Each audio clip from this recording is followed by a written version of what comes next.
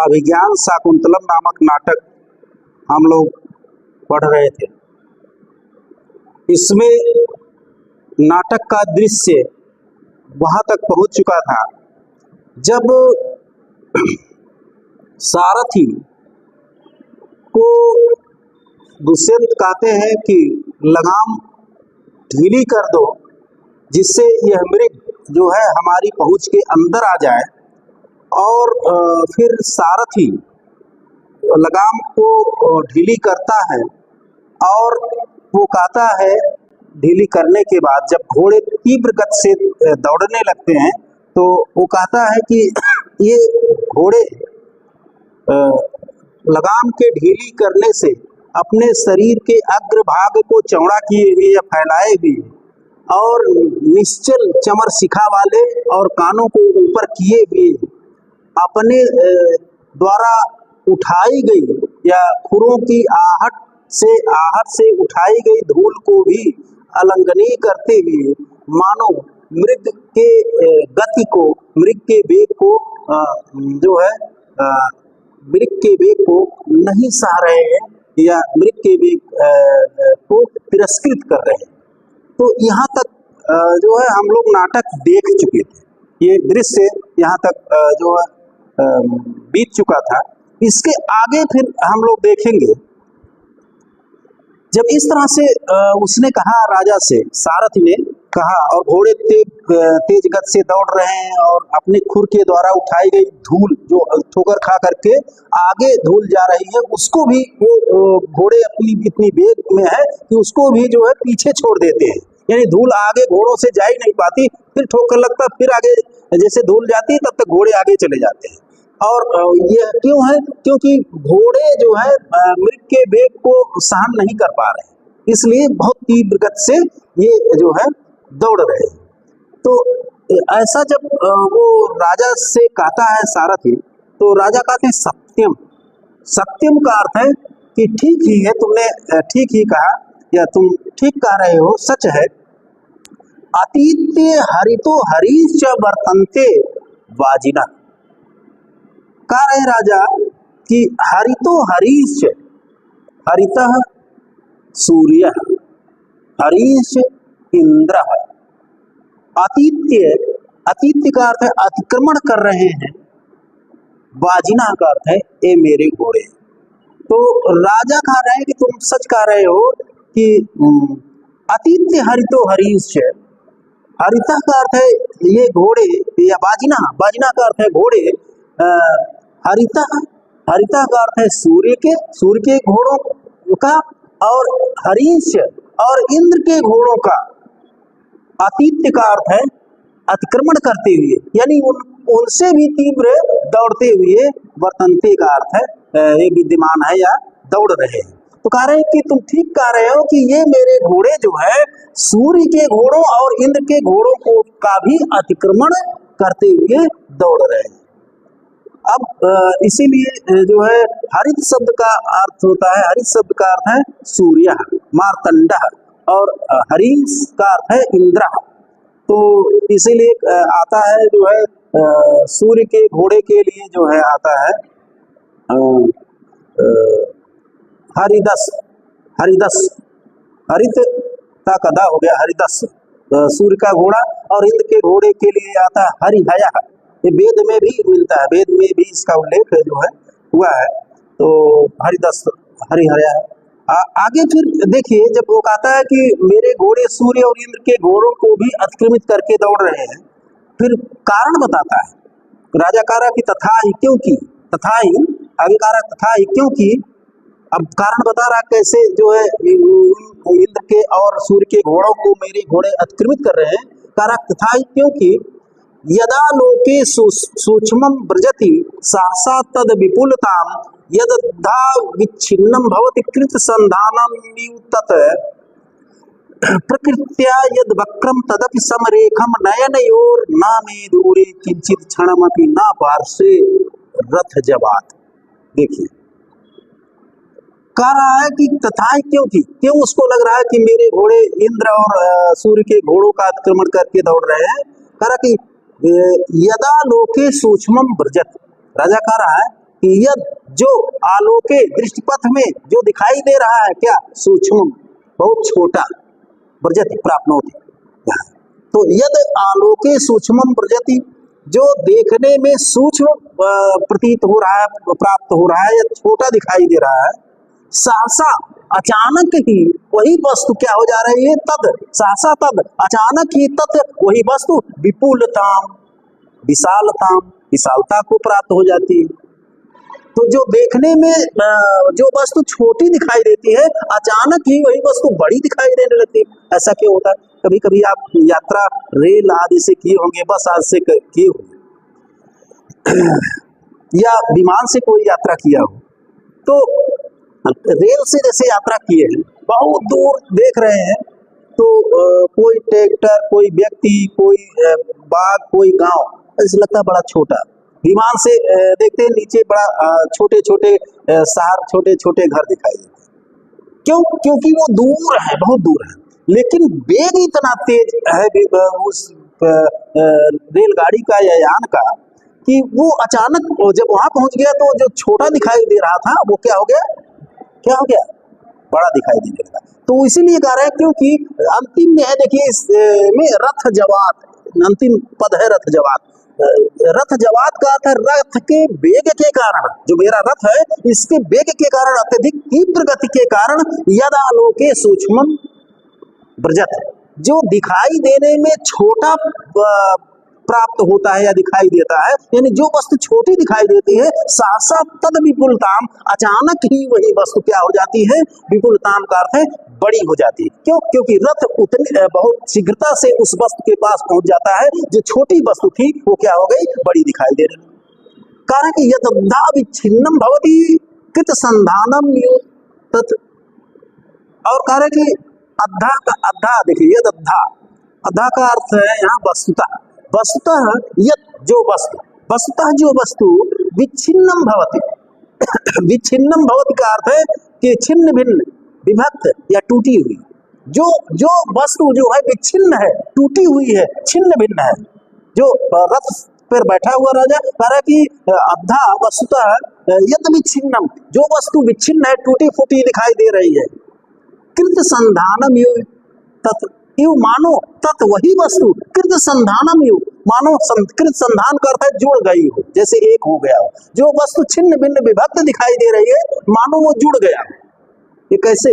जैसे जो है दूर जब पास पहुंच गया, रथ पास पहुंचा तो कहीं गांव है, कहीं रास्ता है, पगडंडी है, कहीं खेत है, कहीं कुछ और है, इस तरह के दृश्य हैं, तो विच्छिन्न अलग अलग दिखाई दे रहा है। जब दूर चला गया तो पीछे मुड़कर देखता है या दूर आगे की ओर देखता है तो जैसे लगता है कि एक सीधी रेखा, एक सिधाई में सब है, जो है वहाँ अलग नहीं दिखाई देता कि एक घर यहाँ है, ये बिल्कुल एक सिधाई में हो गया। तो कह रहा है कि वस्तुतः अद्धा वस्तुतः यद विच्छिन्नम भवति, ये सब किस कारण है? रथ जवात, अंत में है रथ जवात। रथ के वेग के कारण यद जो वस्तुएं विच्छिन्नम भवति, विभक्त होती हैं, सहसा अचानक ही, तद वही वस्तुएं, रथ जवात, रथ के वेग के कारण कृत संधानम मानो जुड़ सी गई है।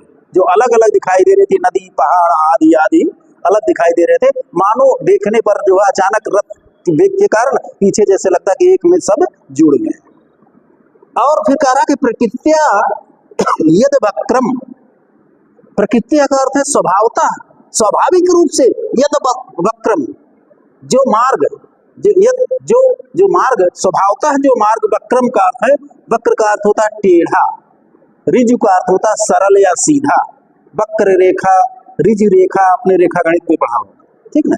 तो प्रकृत्या यद वक्रम, प्रकृत्या स्वभाव से ही, यद वक्रम जो मार्ग वक्र है, टेढ़ा मेढ़ा है, मार्ग हर जगह तो सीधा होगा नहीं। तो कह रहा है राजा कि रथ जवात, रथ के वेग के कारण प्रकृत्या स्वभावता, जब वहां पहुंचा हुआ है व्यक्ति या रथ है तो टेढ़ा मेढ़ा इधर उधर जा रहा है। तो कह रहा प्रकृत्या जो स्वभावता, इसको किसी ने नहीं किया कि आज बना दिया हो टेढ़ा मेढ़ा।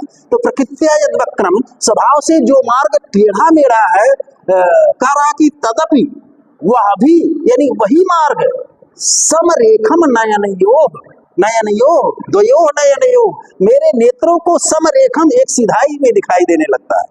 जैसे जब पहुंचा हुआ है रथ, तेजी से जा रहा है, इधर उधर इधर उधर जा रहा है, और फिर जब दूर चला गया तो देखता है जैसे रास्ता सीधा दिखाई दे रहा है। जब बहुत दूर चला गया तो सीधा दिखाई देने लगा। तो कारा के प्रकृत्या यद वक्रम, स्वभावतः या जो वस्तु टेढ़ा मेढ़ा है या जो मार्ग टेढ़ा मेढ़ा है, नयनयों का अर्थ है वह भी आंखों के लिए समरेखम, समरेखम का अर्थ है तो एक समान रेखा में, सीधी रेखा में दिखाई देने लगता है।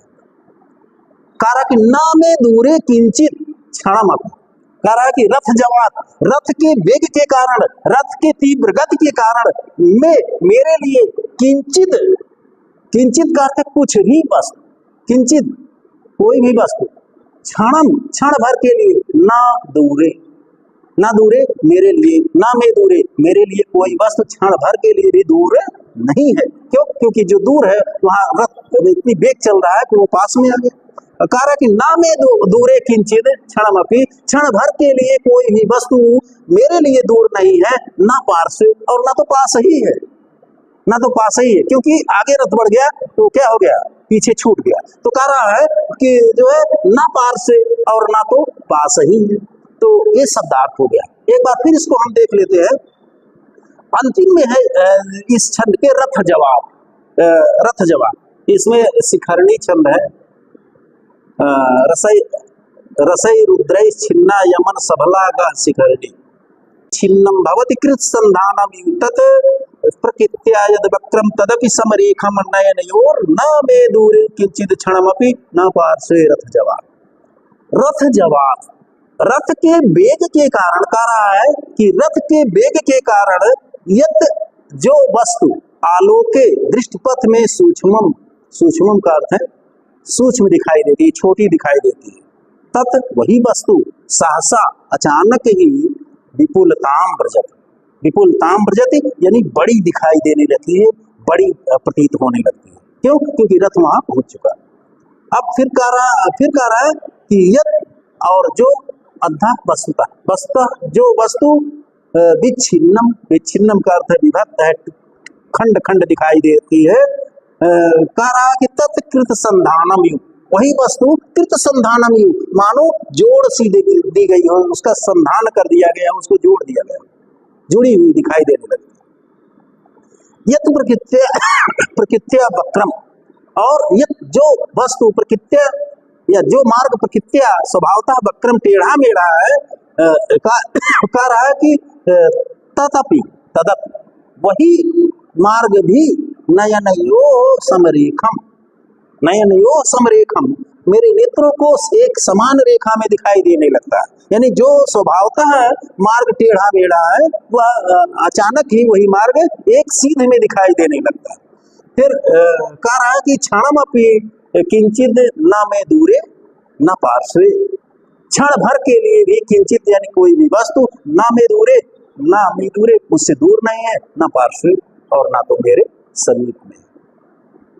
अब जब इस तरह से जो है सारस से राजा कह रहा है, फिर आगे संबोधित करते हुए कह रहा है सूत, सूत का अर्थ है सारथ, सूत पश्येनम व्यापाद्यमानम, कह रहा है कि सूत हे सारथी पश्य एनम, देखो, एनम एनम मृगम, इस मृग को व्यापाद्यमानम का अर्थ है मारे जाते हुए। अब कह रहा है कि हे सारथी अब तुम देखो इस मृग को मारे जाते हुए, यानी अब इस मृग को मारे जाते हुए देखो, बिल्कुल नजदीक पहुंच चुका है। तो कह रहा है सूत हे सारथी पश्येनम व्यापाद्यमानम, अब तुम इस मृग को मारे जाते हुए देखो, इति ऐसा कह करके सरसंधानम नाटयति, क्योंकि नाटक है, सरसंधानम नाटयति, रंगमंच है, उस पे मृग भाग रहा है, राजा दुष्यंत रथ पे पीछा कर रहे हैं। तो इति इस प्रकार वह कह करके सरसंधानम, सर को जो है चढ़ाने की, सर को बाण को, सर का अर्थ है बाण, बाण को उस धनुष पर चढ़ाने की, नाट्यति का अर्थ है अभिनय करता है, ऐसा वो दिखाता है कि वो बाण चढ़ा रहा है, धनुष पर बाण चढ़ा रहा है, तो ऐसा वो करता है। जैसे ही वो धनुष पर बाण चढ़ाता है ऐसा अभिनय करता है, दर्शक सामने बैठे हुए, नाटक है तो दर्शक नाटक को देखने वाले सामने बैठे, जैसे वो धनुष पर बाण चढ़ाता है, उसका अभिनय करता है, उसी समय नेपथ्य, नेपथ्य का अर्थ होता है पर्दे के पीछे का भाग, जहां पर अभिनेता और उसके अन्य सहयोगी परिवारी जन जो है नाटक को प्रस्तुत करने के लिए अब तैयार होने का, सजने संवरने का काम करते हैं। वो पर्दे के पीछे का भाग, नेपथ्य का कई अर्थ होता, पर्दा, पर्दे के पीछे का भाग। तो देखिए उसी समय नेपथ्य का अर्थ है पर्दे के पीछे। नाट्य शास्त्रीय टिप्पणी के संदर्भ में अगर देखा जाए तो नेपथ्य कहते हैं कुशीलव कुटुंबस्य गृहम नेपथ्यम उच्यते। कुशीलव कहते हैं अभिनेता को, अभिनेता के, कुटुंबस्य का अर्थ है परिवारी जनों के, क्योंकि अभिनेता जो है, जो प्रमुख है नाटक का, उसके जो परिवारी जन है जो नाटक में अपना अपना अभिनय करेंगे, उन परिवार के गृहम, घर को, जो घर बनाया जाता है उसको नेपथ्यम उच्यते, नेपथ्य कहते हैं। कुशीलव कुटुंबस्य गृहम नेपथ्यम उच्यते। तो ये इसकी परिभाषा है नेपथ्य की। अगर नेपथ्य आ गया, नेपथ्य पर टिप्पणी लिखिए, तो आप इतना लिख दिए तो पूरा आपका काम हो गया। कुशीलव कुटुंबस्य गृहम नेपथ्यम उच्यते। तो देखिए उसी समय जैसे वो बाण चढ़ाता है धनुष पर, उसी समय पर्दे के पीछे से आवाज आई। क्या आवाज आई? भो भो राजन आश्रम मृगोयम न हंतव्यो न हंतव्य। पर्दे के पीछे से आवाज आ रही, भो भो राजन, भो इति संबोधने, संबोधन अर्थ में भो आता है, तो भो राजन, हे राजन, हे राजन, राजा के लिए संबोधन आता है, आवाज आती है पर्दे के पीछे से कि हे राजन, आश्रम मृगोयम, अयम आश्रम मृग है, यह तो आश्रम का मृग है, जो कर्णों का आश्रम था। तो का आवाज आ रही कि हे राजन, आश्रम मृगोयम, यह आश्रम का मृग है, ना हम तब्यो, ना हम तब्य, न मारिए, यानी इनको मत मारिए, आप इनको मत मारिए। ये पर्दे के पीछे से आवाज आई। सूतः, जब ऐसी आवाज आई तो सूतः सारथी जो है आकर्ण्य अवलोक्य च, आकर्ण्य यानी उस ध्वनि को, आकर्ण्य का अर्थ है सुन करके, अवलोक्य च और देख करके, उस रथ आगे था, वो उस ध्वनि को सुना और इसके बाद फिर आगे देख करके कह रहा है कि आयुष्मान, कह रहा है राजा से कि आयुष्मान, हे चिरंजीवी, अस्य खलु ते बाणपथ वर्तिना कृष्ण सारस्य अंतरे तपस्विन उपस्थिता। कह रहा है कि आयुष्मान, हे चिरंजीवी, अस्य खलु ते बाणपथ वर्तिना, खलु निश्चय ही, ते बाणपथ वर्तिना, आपके बाण के पहुंच के अंदर, कृष्ण सारस्य अंतरे, और कृष्णसार मृग के बीच में, अंतरे मध्य बीच में, तपस्वी ने उपस्थिता, अरे तपस्वी आ गए। वो कह रहा है, देखता है, उनकी आवाज सुनता है और वो देखता है और कह रहा है कि हे आयुष्मान, निश्चय ही आपके इस बाण के पहुंच के अंदर और कृष्णसार मृग के मध्य, जहां आपका बाण पहुंच सकता है और कृष्णसार मृग के बीच में तपस्वी ने उपस्थिता, तपस्वी लोग उपस्थित हो गए हैं, आ गए हैं, अचानक आ गए। राजा सा संभ्रम, जब ऐसी बात सुनता है तो राजा, तो सा संभ्रम, संभ्रम कहते हैं घबराहट को, राजा घबरा गया कि वो राजा घबराया इसलिए कि कहीं ऐसा ना हो कि हम तो बाण नहीं चलाएंगे लेकिन रथ से जो है उन तपस्वियों को चोट लग जाए या कोई क्षति हो जाए, शारीरिक क्षति हो जाए। तो सा संभ्रमम का अर्थ घबराहट के साथ राजा कह रहा है, तेन ही प्रगृह्यंताम बाजिना, बाजिना तेन ही, तो निश्चय ही, बाजिना का अर्थ है घोड़ों को, प्रगृह्यंताम लगाम से रोको, प्रगृह, प्रग्रह, पगह, पगह जो आता है, पगह जिसमें जानवर बांधे जाते हैं, ये भी प्रगृह से ही बना है, पगह। तो देखिए जो है कहा कि तेन ही प्रगृह्यंताम बाजिना, तो निश्चय ही तुम लगाम से घोड़ों को रोको या घोड़ों की लगाम को रोको, इस तरह से वो कह रहा है घबरा करके। फिर सारथ का तथा वैसा ही होगा, जैसा आप कह रहे हैं वैसा ही होगा, इति रथम स्थापित, ऐसा कह करके वह जो है रथ को रोकता है, सारथी जो है रथ को रोकता है। और जैसे ही वो रथ को रोकता है, ततः प्रविशत्यात्मना तृतीयो वैखानसा या वैखानसा। ततः इसके बाद जब वो रोकता है, ततः तदंतर ही प्रविशति का अर्थ है प्रवेश करता है, आत्मना तृतीय अपने सहित 3 यानी एक स्वयं और 2 और, वैखानसा वैखानस नामक तपस्वी। इसके बाद जैसे वो रथ रुकता है उसी क्षण ही अपने सहित 3 अर्थात जो है 2 और शिष्यों के साथ वैखानसा का अर्थ है वैखानस नामक तपस्वी प्रवेश करता है। वैखानस क्या है? एक विखनस नामक मुनि हुई है, विखनस नामक मुनि हुई है जो मिलता है, तथ्य मिलता है। तो विखनस मुनि हुए, उनके द्वारा प्रोक्त या शिक्षित या ज्ञान दिए गए जो शिष्य हुए वो वैखानस कहलाए। तो विखनस मुनि के जो शिष्य का हुए वो वैखानस कहलाए। तो देखिए, तो जैसे ही रथ रोकता है वैसे ही जो है 2 शिष्य और वैखानस नामक तपस्वी या वैखानस तपस्वी प्रवेश करता है, आता है। तो वैखानसा यानी वह तपस्वी और उसके 2 शिष्य और भी 3 हैं अपने सही। तो वैखानसा वो वैखानस नामक तपस्वी जो है जब आता है, हस्तम उद्यम्य, हस्तम उद्यम्य वह हाथ को उद्यम में उठा करके, वैखानस नामक तपस्वी जब आता है, क्योंकि दृश्य ऐसा था कि अभी मार देते मेरे को, तो हाथ उठा करके जो है हस्तम उद्यम में हाथ उठा करके कहता है राजन, राजन राजा दुष्यंत को कहता है राजन आश्रम मृगोयम ना हंतव्यो ना हंतव्य, रोक रहा है राजन, हे राजन आश्रम मृग अयम, अयम आश्रम मृग, यह आश्रम का मृग है, ना हंतव्यो ना हंतव्य, ये वैसे जंगली नहीं है, ये आश्रम का मृग है, ना हंतव्यो ना हंतव्य, इसको ना मारिए, इसको ना मारिए। तो फिर अब आगे फिर कह रहा है, हाथ उठा करके पहले मना किया, फिर कह रहा है कि ना खलु बाणः सन्निपात्यो अयम अस्मिन् मृदुन मृग शरीरे पुष्परासव अग्नि क्वावत हरिण का नाम जीवितम चाति लोलम क्वाचा निशित निपाता वज्रसारा सरास्ते। कह रहा है कि क्वावत कहीं से भी अर्थ करेंगे, देखते हैं अर्थ पहले देख लेते हैं, शब्दार्थ देख लेते हैं। कह रहा है कि ये आश्रम का मृग है, ना मारिए ना मारिए। और कह रहा है कि ना खलु बाण सन्निपात्यो अयम अस्मिन् मृदुने मृग शरीरे पुष्परासव अग्नि।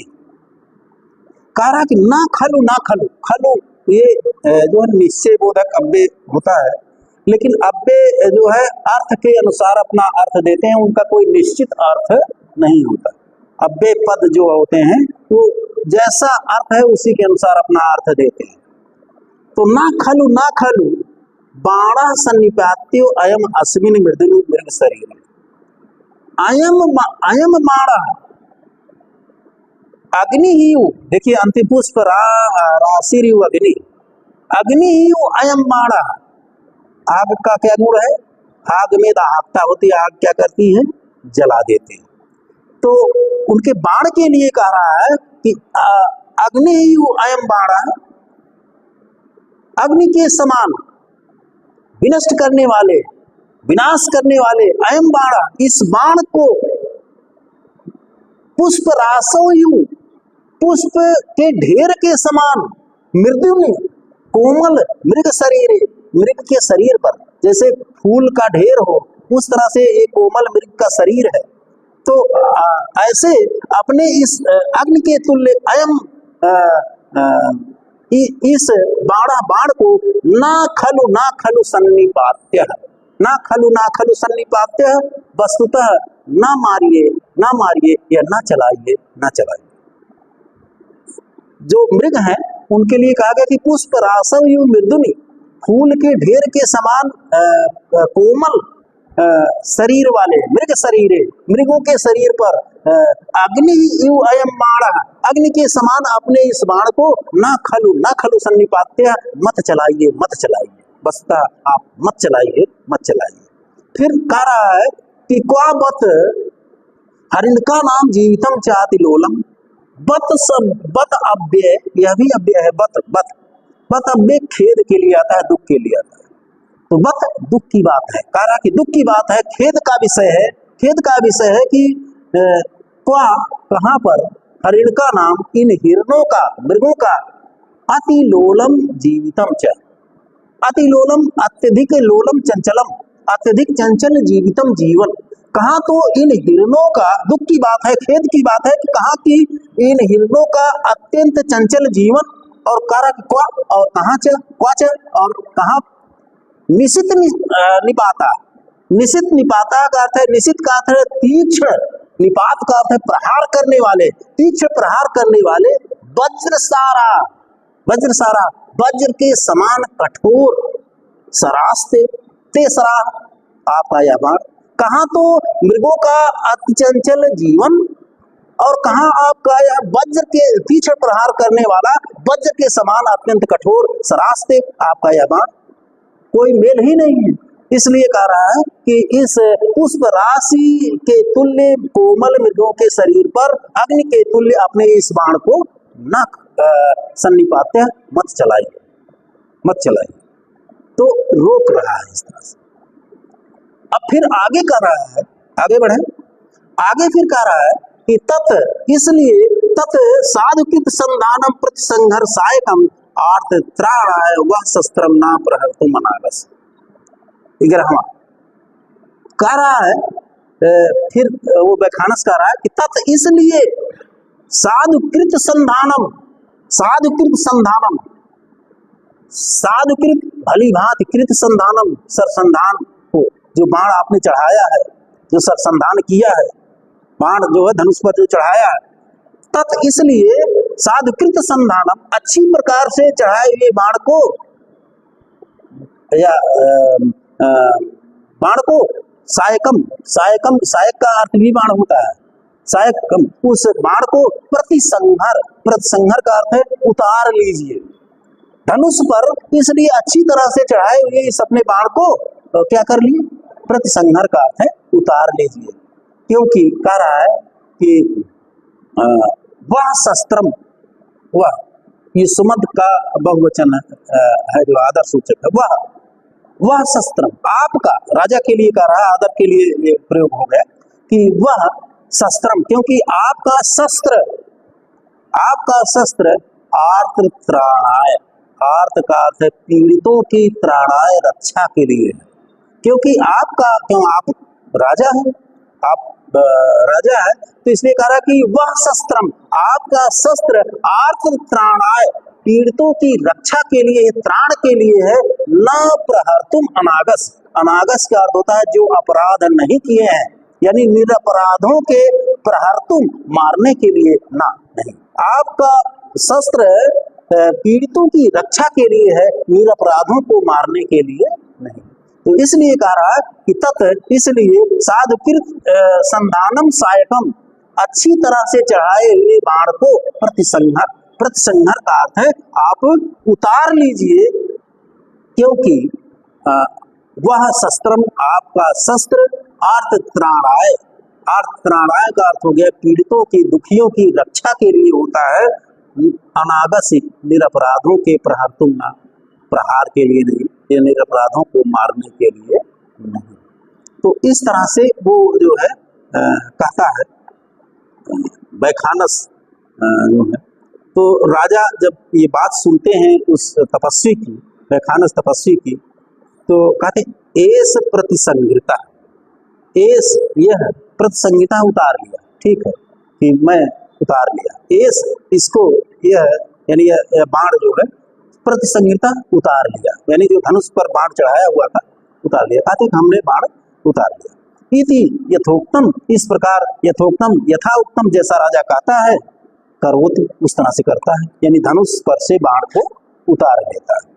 जब उतार लिया, उसी समय फिर जो है जब बाण उतार लेता है तो जो व्याख्यानस था, जो तपस्वी था, वो स्वाभाविक है कि प्रसन्न हो जाता है, खुश हो जाता है कि जो है तपस्वियों के प्रति जो राज का सम्मान है, राजा का सम्मान है, इससे प्रसन्न होता है। और एक नियम भी था कि तपस्वियों के क्षेत्र में राजा शिकार नहीं करेगा, और तपस्वियों के उस परिक्षेत्र में राजा राजसी वस्त्र में नहीं जाएगा, कोई राज चिन्ह के साथ नहीं जाएगा, बहुत सरलता से जाएगा, उनका सम्मान करेगा।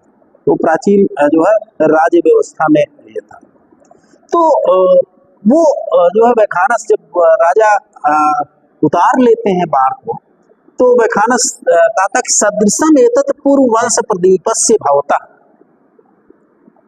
पूर्व वंश प्रदीपस्य, पूर्व वंश के दीपक स्वरूप, प्रदीपा किम दीपका, प्रदीपा इति दीपिका, पूर्व वंश के दीपक स्वरूप भवता आपके लिए एतत् यह आचरण सदृशम, सदृशम उपयुक्तम, अत्यंत उचितम, आपके लिए पूर्व वंश के दीपक स्वरूप आपके लिए यह आचरण अत्यंत उचित है। यानी हमने कहा और आपने हमारा सम्मान रखा, मान लिया। तो पूर्व वंश के दीपक आपके लिए यह उचित है। फिर आगे कहता है कि जन्म यस्य पुरोर वंशे युक्त रूपम इदम तव पुत्रम एवं गुणोपेतम चक्रवर्तीनम आपनुहि। देखिए एक तरह से आशीर्वाद देता है, आशीष दे देता है प्रसन्न होकर। कहा कि जन्म यस्य पुरोर वंशे, यस्य जन्म पुरोर वंशे, जिसका जन्म पूर्व वंश में हुआ हो, जिसका जन्म पूर्व वंश में हुआ हो, इदम तव, तव तुम्हारे लिए, आपके लिए, इदम युक्त रूपम, यह आचरण युक्त रूपम उचितम, जिसका जन्म पूर्व वंश में हुआ हो, ऐसे आपके लिए यह आचरण युक्त रूपम का अर्थ है उचितम, उचित है, उचित है। अब फिर कह रहा है कि पुत्रम एवं गुणोपेतम, एवं गुणोपेतम, उपेता किम उपेता संयुक्ता, एवं गुणोपेता, इसी प्रकार के गुणों से युक्त संयुक्त पुत्रम, पुत्र को, और कैसे चक्रवर्तीनम पुत्रम, चक्रवर्ती पुत्र को आपनु, आप प्राप्त करें। अपने इन्हीं गुणों से युक्त, जैसे आप में ये गुण है, इन्हीं गुणों से युक्त पुत्रम एवं गुणोपेतम, इसी तरह के गुणों से युक्त चक्रवर्तीनम पुत्रम, आप चक्रवर्ती पुत्र को आपने ही प्राप्त करें। तो एक तरह से आशीष दे दिया, आशीर्वाद दे दिया राजा। तो इतरव, और जो उस वैखानस के साथ जो इतरव दो और जो शिष्य थे उसके, वो दोनों भी जो है बाहु उद्यम में हाथ उठा करके कहते हैं सर्वथा चक्रवर्तीनम पुत्रम आपने, वो भी एक तरह से राजा को आशीष देते हैं कि सर्वथा चक्रवर्तीनम पुत्रम आपने, आप चक्रवर्ती पुत्र को प्राप्त कीजिए। तो जब इस तरह से आशीष मिलता है तो राजा सप्रणामम, राजा उन सबको प्रणाम करते, सप्रणामम, प्रणाम करते हुए अभिवादन करके प्रतिगृहीतम, कहते हैं कि हमें स्वीकार है, यानी आपका यह आशीष हमें स्वीकार है। प्रतिगृहीतम का अर्थ है मैंने उसको ग्रहण कर लिया, आपके आशीष को हम स्वीकार करते हैं। तो इस तरह से जो है उन्होंने स्वीकार किया। अब देखिए पूर्व वंश के संदर्भ में थोड़ी सी जानकारी हम देकर के आगे बढ़ते हैं। प्राचीन काल में पूर्व वंश क्यों प्रसिद्ध है ये जानना है, क्योंकि उसी के उस पर जो कह रहा है कि पूर्व वंश के दीपक स्वरूप आपके लिए आचरण उचित नहीं है। प्राचीन काल में जो है यहाँ पर भारतवर्ष में राजाओं के दो वंश थे, एक था जो है सूर्य वंश और दूसरा चंद्र वंश। एक वंश था सूर्य वंश और दूसरा चंद्र वंश। सूर्य वंश के जो आदि हुए जो है वो विवस्वान, विवस्वान जो है सूर्य जिनको कहा गया विवस्वान, सूर्य के पुत्र और इक्ष्वाकु, उनसे हुए इक्ष्वाकु जो सूर्य वंश के संस्थापक थे। तो विवस्वान सूर्य, उनके पुत्र इक्ष्वाकु जो सूर्य वंश के संस्थापक थे। इस वंश में जो है, इस वंश में काकुत्स, दिलीप, दशरथ, रघु, अजय, राम, ये सब सूर्य वंश में हुए। एक वंश ये हुए सूर्य वंश। और कालिदास ने जो है प्रायः इसकी चर्चा तो देखिए यहाँ चंद्रवंश की, सूर्य वंश वंशियों की चर्चा रघुवंशम महाकाव्य कालिदास का आपने उसमें सूर्य वंशियों की चर्चा की है, तो उनको लिया है। तो और इसके बाद जो है फिर दूसरा जो वंश है जो है वो है चंद्रवंश। चंद्रवंश जो है, चंद्रवंश में जो है पूर्व और दुष्यंत जो नाम आता है, पूर्व और दुष्यंत, ये चंद्रवंशी राजा है। और इनका मूल कहाँ से? अत्रि का एक अत्रि ऋषि हुए, उनके पुत्र हुए सोम, जिसको चंद्र भी कहा जाता है कहीं। सोम, अत्रि के पुत्र हुए सोम, जिनको चंद्र कहा जाता है। वो चंद्र ही जो है चंद्रवंश के क्या थे? संस्थापक थे, और चंद्र ही संस्थापक थे।